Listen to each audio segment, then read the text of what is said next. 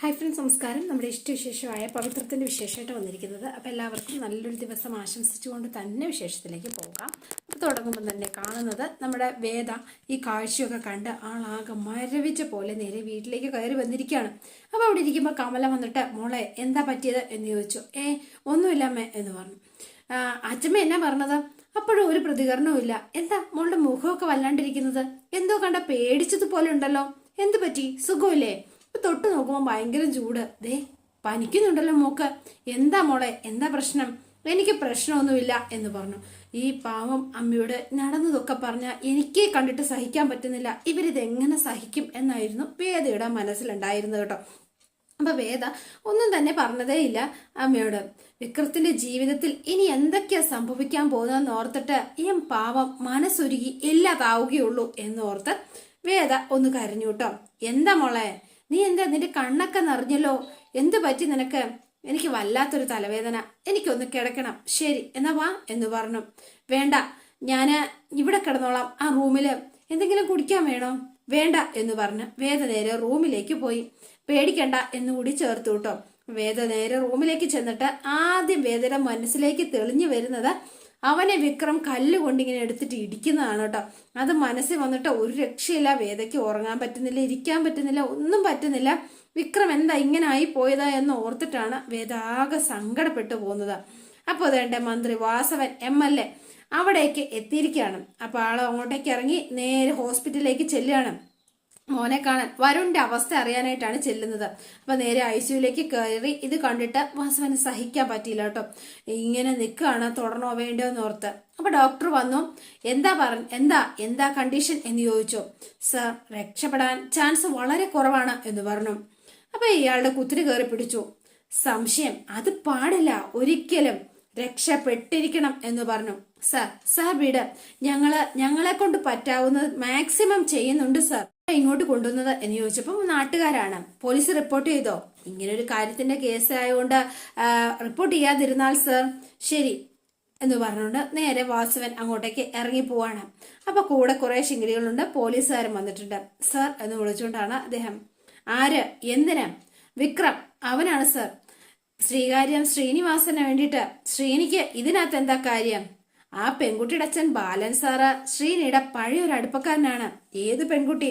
അല്ല സർ, നമ്മള് ആത്മഹത്യക്ക് ശ്രമിച്ചു എന്ന് നമ്മൾ പറഞ്ഞ കുട്ടി. നമ്മൾ പറഞ്ഞോ? അപ്പൊ എന്താ സംശയമുണ്ടോ? ഇല്ല സർ, ആ ആത്മഹത്യക്ക് ശ്രമിച്ച കുട്ടിയുടെ അച്ഛൻ. അപ്പോ പ്രതികാരം തന്നെയാണ് അല്ലേ എന്ന് ചോദിച്ചു. അപ്പൊ ഒന്നും മിണ്ടിയില്ല. അവന്റെ മുഴുവൻ രേഖകളും എനിക്ക് കിട്ടിയിരിക്കണം, വീട്, വീട്ടുകാർ തുടങ്ങിയ എല്ലാം തന്നെ. ശരി സർ എന്ന് പറഞ്ഞു.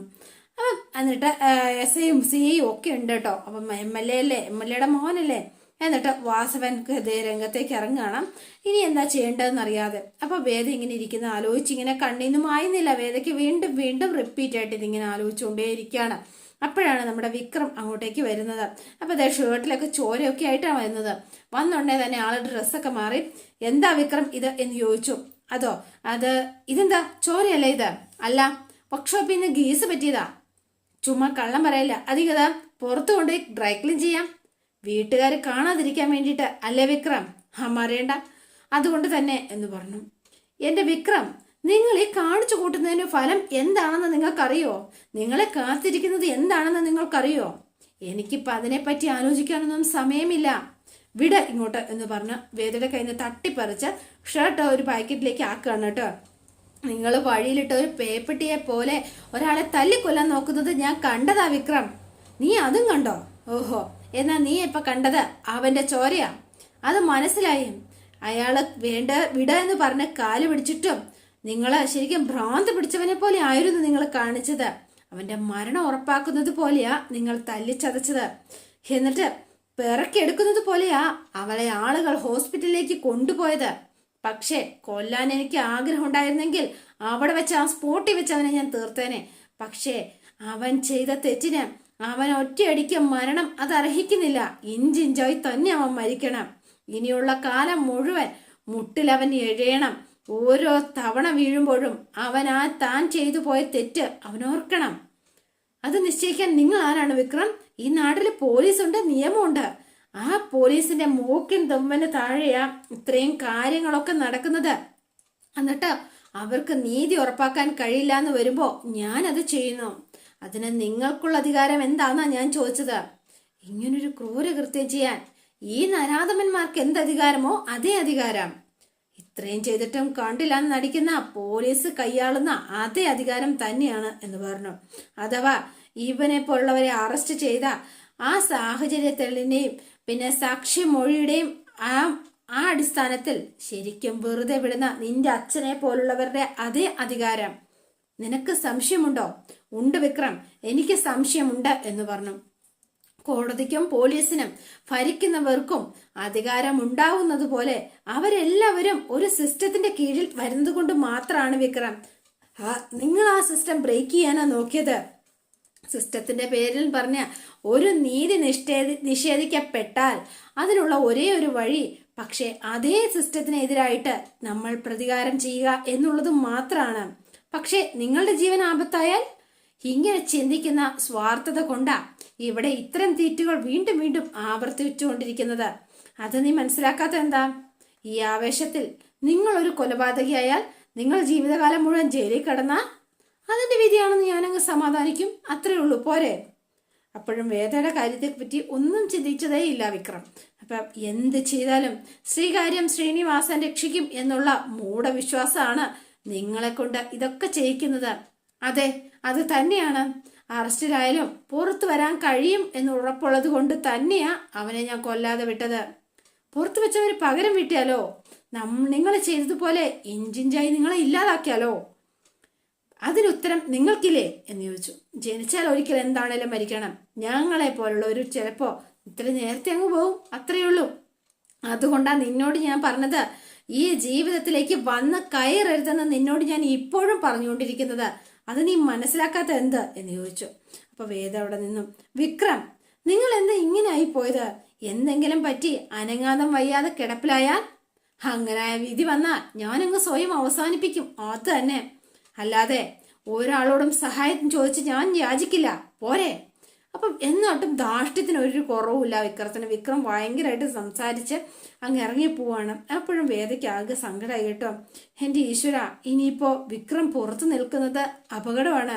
അവരുടെ ആൾക്കാർ വിക്രത്തെ തേടി എത്തും. അവരെന്തും ചെയ്യും. ഞാൻ ഇനി എന്ത് ചെയ്യും? അതാണ് വേദയുടെ മനസ്സിൽ. വിക്രത്തിനെ എങ്ങനെയാലും പ്രൊട്ടക്ട് ചെയ്യുക എന്നുള്ളത് മാത്രമാണ് വേദയ്ക്കുള്ള ഇനി ഏക ഒരു വഴി. അപ്പൊ തേണ്ട കമലയും ശ്രീജ അടുക്കളയിലുണ്ട്. അപ്പൊ വിക്രം വന്നിട്ട് അമ്മേ എനിക്ക് വിശക്കുന്നു എന്ന് പറഞ്ഞു. അപ്പൊ ഫുഡ് എടുത്ത് ഇവർ രണ്ടുപേരും ഫുഡൊക്കെ വിളമ്പി കൊടുക്കാണ് കേട്ടോ. അപ്പോഴേക്കും മാഷും വന്നു. മാഷ് വന്നിട്ട് അപ്പൊ വിക്രം ഇങ്ങനെ മൂഡ് ഓഫ് ആയിട്ടിരുന്നപ്പോ എന്താടാ നിന്റെ മുഖം വല്ലാണ്ടിരിക്കുന്നത്? ഒന്നുമില്ല എന്ന് പറയുകയും ചെയ്തു. മാഷ് വന്നു. മാഷിന് ഫുഡ് എടുക്കട്ടെ എന്ന് ചോദിച്ചു. എനിക്കിപ്പോ വേണ്ട എന്ന് മാഷ്. അപ്പോഴാണ് വിഷം വരുന്നത്. ആ ദേ എനിക്ക് കൂടി എടുത്തോമേ എന്ന് പറഞ്ഞു. നീ എന്താ നേരത്തെ? നിനക്കിത് ജോലിയില്ലേ?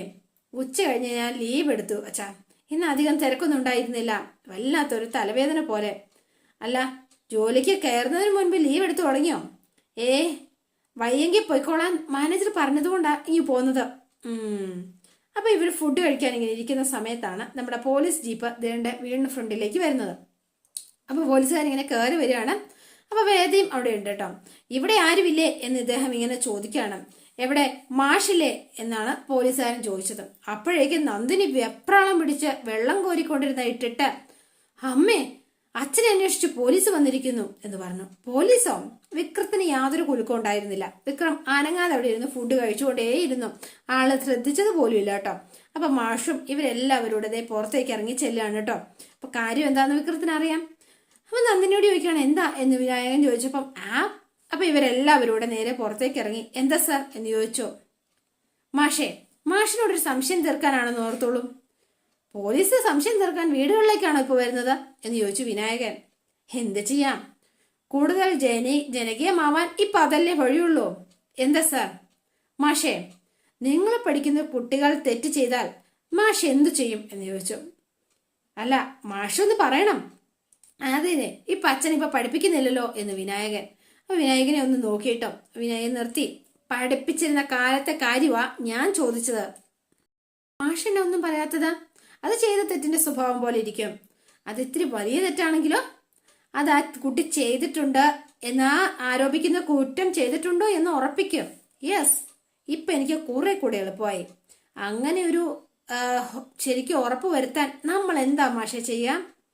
ഒരു കുറ്റവും തെളിവില്ലാതിരിക്കില്ലല്ലോ സാർ. തെളിവുണ്ട് സാർ. പക്ഷേ മാഷേ, കുറ്റം ചെയ്തത് സാറിന്റെ മകനാണ്, അതായത് മാഷിന്റെ മകൻ. മനസ്സിലായോ എന്ന് ചോദിച്ചു. അപ്പൊ ഇവരെല്ലാവരും ഇങ്ങനെ ഷോക്കായി നിൽക്കുകയാണ്.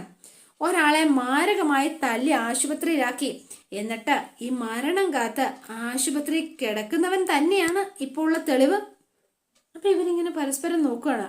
വിക്രത്തിന്റെ കാര്യം ഒന്ന് മനസ്സിലായി ഇവർക്ക്. ബാക്കി എല്ലാവരും അവിടെ നിൽപ്പുണ്ട്. വിക്രം ഇറങ്ങി വന്നിട്ടില്ല, ആള് ഫുഡ് കഴിച്ചുകൊണ്ടിരിക്കുകയാണ്. അപ്പൊ അവൻ ഒന്നും ഒരു കൂസലും ഇല്ലാതെ എന്നിട്ട് വരുണിന്റെ ഫോട്ടോ എടുത്ത് കാണിച്ചു കൊടുക്കുകയാണ് കേട്ടോ. ഇതാ നോക്കണം മാഷേ, നിങ്ങളുടെ മകൻ തല്ലി ചതച്ച ആ ആളായി കിടക്കുന്നത് എന്ന് പറഞ്ഞു. അപ്പൊ കമല എന്ന് പറഞ്ഞു. അപ്പൊ ഇതെല്ലാം ഒരേ ഇങ്ങനെ പരസ്പരം കാണിച്ചു കൊടുക്കുകയാണ് കേട്ടോ. അല്ല ശരിക്കും എന്താ പ്രശ്നം എന്ന് ചോദിച്ചു. അല്ല, നിങ്ങൾ ചെയ്ത തെറ്റിന് ആരെയും അറസ്റ്റ് ചെയ്തോണ്ട് പോകുന്നതിലൊന്നും എനിക്ക് എതിർപ്പില്ല എന്ന് പറഞ്ഞു. പക്ഷെ ഒരു പ്രശ്നമുണ്ട് മാഷേ, ചെയ്തത് അല്ലെങ്കിൽ ഈ കൃത്യം കണ്ടത് ആരുമില്ല എന്ന് പറഞ്ഞു. ഒരു സാക്ഷി പോലും ഇല്ല. അല്ല, അങ്ങനെ ഒരു സാക്ഷി പോലും ഇല്ലെങ്കിൽ വിക്രം ചെയ്തതാണെന്നുള്ള എന്താ തെളിവ്? അങ്ങനെ ചെയ്തത് ഒരു CCTV പോലും പതിഞ്ഞിട്ടില്ല എന്ന് വന്ന. പക്ഷെ അത് ഞങ്ങൾ പരിശോധിച്ചു. ഒരു കടയിലാണ് ഉള്ളത്. ഈ കിടക്കുന്ന വരുണിനെ റോഡിലൂടെ വിക്രം ഓടിക്കുന്നത് ആ ക്യാമറയിലുണ്ട്. പക്ഷെ കോടതിയിൽ അത് പോരല്ലോ. അപ്പം ഇവരിങ്ങനെ നിൽക്കണം കേട്ടോ. വേദ ഇതെല്ലാം കേട്ടോണ്ട് അടി കിട്ടിയ മരിക്കാൻ കിടക്കുന്ന പയ്യൻ ആരാണെന്നറിയോ? MLA വാസവന്റെ മകൻ വരുൺ എന്നാണ് അവന്റെ പേര്. അപ്പൊ ഇവരെല്ലാവരും ഒന്ന് ഷോക്കായി പോയി കേട്ടോ. അപ്പം എല്ലാവരും ഇങ്ങനെ സ്റ്റോക്കായി നിൽക്കുകയാണ്, എന്താ പറയേണ്ടതെന്ന് അറിയാതെ. വിക്രമാണ് അടിച്ചതെന്ന് ആളുകൾക്കെല്ലാം അറിയാം. പക്ഷെ ഒരാൾ പോലും സാക്ഷി പറയാനില്ല എന്ന് വന്നാൽ എന്തു ചെയ്യും? പറ മാഷെ എന്ന് പറഞ്ഞു. അപ്പൊ മാഷിന് എന്ത് ഉത്തരവാണ് ഇതിന് പറയാനിരിക്കുക? മാഷ് ഇങ്ങനെ കുറച്ചു നേരം സ്റ്റക്കായി ഇങ്ങനെ മിണ്ടാതെ നിന്നു. ആളാണെങ്കിൽ ഫുഡ് കഴിച്ചുകൊണ്ടും ഇരിക്കുകയാണ്. വിക്രം ഫുഡ് കഴിച്ചു കഴിഞ്ഞു. കാരണം എന്താണെന്ന് മാഷിനറിയാമോ മാഷെ? അതെ, ഭയം. അത് തന്നെയാണ് കാരണം. അവനോടുള്ള ഭയമാണ് ആൾക്കാർക്ക്. ഇന്ന് വരുണിന് സംഭവിച്ചത് നാളെ അവർക്ക് സംഭവിക്കുവോ എന്നുള്ള പേടി. അതായത് വിക്രത്തിനെതിരെ സാക്ഷി പറഞ്ഞാൽ അവരുടെ അവസ്ഥയും ഇങ്ങനെയാകും എന്നാണ് അവർ ഭയപ്പെടുന്നത്. അതുകൊണ്ട് തന്നെ ആരും സാക്ഷി പറയാനില്ല മാഷേ. വിക്രം പുറത്തേക്ക് ഇറങ്ങി വന്നു കേട്ടോ. എന്നിട്ട് നിങ്ങളുടെ മകൻ വിക്രത്തിനെതിരെ സാക്ഷി പറഞ്ഞാൽ ഈ ഭൂമിയിൽ ജീവിക്കാൻ ശ്രീനിവാസൻ സമ്മതിക്കില്ല എന്നുള്ളൊരു ഭയം, അതാണ് ആളുകളിലുള്ളത്. അത് നിങ്ങൾക്കറിയോ എന്ന് ചോദിച്ചു. അപ്പൊ അദ്ദേഹം ഇങ്ങനെ ഒന്നും മിണ്ടാതെ നിന്നു. ഇങ്ങനെയുള്ള ക്രിമിനൽസിനെതിരെ ഒന്നും ചെയ്യാൻ കഴിയാതെ ഡിപ്പാർട്ട്മെന്റ് നോക്കുകുത്തിയാവുന്നതിനുള്ള കാരണം അതാണ് സാർ. ഞാൻ ഒരു ക്രിമിനലിനെയും എന്റെ വീട്ടിൽ ഒളിപ്പിച്ചു വെച്ചിട്ടില്ല സാർ. നിങ്ങൾക്ക് അറസ്റ്റ് ചെയ്യണമെങ്കിൽ ധൈര്യമായിട്ട് കൊണ്ടുപോകാം എന്ന് പറഞ്ഞു. മാഷേ, കമല മിണ്ടരുത് എന്ന് പറഞ്ഞു. അപ്പൊ വേഗം തന്നെ അദ്ദേഹം പറയാണ്, ഇല്ല മാഷേ, മറ്റൊന്നും അല്ല മാഷേ, നിങ്ങളുടെ മകനെ ഇവിടുന്ന് അറസ്റ്റ് ചെയ്ത് പോലീസ് സ്റ്റേഷനിൽ കൊണ്ടിടാൻ എനിക്ക് കഴിയാഞ്ഞിട്ടൊന്നുമല്ല. പക്ഷേ അപ്പ വരും, ജാമ്യത്തിലെടുക്കാൻ ആളുകൾ വരും. അതുമാത്രമല്ല, ഒന്നുകിൽ ശ്രീനിവാസന്റെ ആളുകൾ, അല്ലെങ്കിൽ വേദന ഒന്ന് നോക്കിയേട്ടോ. അതെ, ജഡ്ജ് ശങ്കർ നാരായണന്റെ സ്വാധീനം വെച്ച് ചില വക്കീലന്മാരും അങ്ങനെ പലരും എന്ന് പറഞ്ഞു. അപ്പോഴും ഇയാളെ ഉദ്ദേശം എന്താണ് എന്നാണ് വേദ ചിന്തിക്കുന്നത്. ഏതായാലും വിക്രത്തിനെ അറസ്റ്റ് ചെയ്യാനാണ് എങ്കിൽ ഇത്തരം കാര്യങ്ങൾ ഇവരെ വന്ന് സംസാരിക്കുന്നത് എന്തിനാ മാഷേ? അതുകൊണ്ട് ഇത്തവണ ഞങ്ങൾ അറസ്റ്റ് ചെയ്യുന്നില്ല എന്ന് വെച്ചു. അതുകൊണ്ട് എന്തിനാ വെറുതെ മാഷേ പ്രഹസനം കാണിക്കുന്നത് എന്ന് ചോദിച്ചു. മറ്റൊന്നും കൊണ്ടല്ല മാഷേ, ഇവിടുന്ന് വെറുതെ കോമാളിയായി ഡിപ്പാർട്ട്മെന്റ് ഭരിക്കുന്നതിനേക്കാൾ നല്ലത് ചിലപ്പോ ചിലത് കണ്ടില്ല എന്ന് നടിക്കുന്നതാണല്ലോ. അതുകൊണ്ട് ഞങ്ങൾ ഒരു കാര്യം തീരുമാനിച്ചു. അജ്ഞാതനായ ഒരാൾ തല്ലിയതാണ് എന്ന് ഞങ്ങളെ MLAയുടെ മകന്റെ കേസ് എടുത്തോളാം. അതങ്ങനെ കിടന്നോട്ടെ. ക്രിമിനലുകൾ നഗരം ഭരിക്കുമ്പോൾ ചില കേസുകൾ അങ്ങനെ രജിസ്റ്റർ ചെയ്യുന്നതല്ലേ പറ്റുള്ളൂ. അപ്പൊ വേദയ്ക്ക് ഭയങ്കര സംശയമായി. അപ്പോ വിക്രത്തിനെ MLAയുടെ ആളുകൾക്ക് വിട്ടുകൊടുക്കാനാണ് പോലീസിന്റെ പരിപാടി. പോട്ടെ വിക്രം, പോട്ടെ മാഷേ എന്ന് പറഞ്ഞു. അപ്പൊ വേദ, ഒന്ന് നിൽക്കണം മാഷേ, അല്ല നിൽക്കണം സാർ എന്ന് പറഞ്ഞു. അപ്പൊ വേഗം തന്നെ എന്നിട്ട് ആള് ഫ്രണ്ടിലേക്ക് കയറി ചെല്ലാണ് കേട്ടോ. സാറിന് വിക്രത്തെ അറസ്റ്റ് ചെയ്യാനുള്ള തടസ്സം സാക്ഷിയില്ല എന്നതുകൊണ്ടാണ് അല്ലെ സാർ? അതെ കുട്ടി, അതുണ്ടായാൽ വിക്രത്തിനെതിരെ നിയമ നടപടി ആരംഭിക്കും അല്ലേ? അതെ തീർച്ചയായിട്ടും. എന്നാൽ സാക്ഷിയുണ്ട് സർ എന്ന് പറഞ്ഞു. ആരാണ് സാക്ഷി എന്ന് അദ്ദേഹം വേഗം തന്നെ ഇങ്ങനെ ചോദിക്കാണ് കേട്ടോ. ഞാനാണ് ആ സാക്ഷി എന്ന് പറഞ്ഞു വേദ. അപ്പൊ വിക്രവും ഒന്ന് ഷോക്കായി പോയി. വേദ സാക്ഷി പറയുന്ന സ്വപ്നത്തിൽ പോലും വിക്രം വിചാരിച്ചതേയില്ലായിരുന്നു കേട്ടോ. താൻ ഊരി എന്ന് വിചാരിച്ചിരുന്നിടത്താണ് വേദ ഈ സാക്ഷ്യം പറയുന്നത്. അപ്പൊ എല്ലാവരും ഇങ്ങനെ നിൽക്കണം. അതോടെയാണ് ഇന്നത്തെ വിശേഷം അവസാനിക്കുന്നത്. ഇനി നാളത്തെ വിശേഷം ഇതിലും ഗംഭീരമാണ്. അപ്പൊ എല്ലാവരും വെയിറ്റ് ചെയ്യുക. ഇഷ്ടപ്പെട്ടുവെങ്കിൽ ലൈക്ക് ചെയ്യാനും ഷെയർ ചെയ്യാനും മറക്കല്ലേ. തൊട്ടടുത്ത ബെൽ ബട്ടൺ കൂടെ ഒന്ന് ഞെക്കുകയാണെങ്കിൽ ഞാൻ ഇടുമ്പോൾ തന്നെ നോട്ടിഫിക്കേഷൻ ലഭിക്കുന്നതായിരിക്കും. പുതുപുത്തൻ വിശേഷമായിട്ട് എത്താം. Bye and see you again.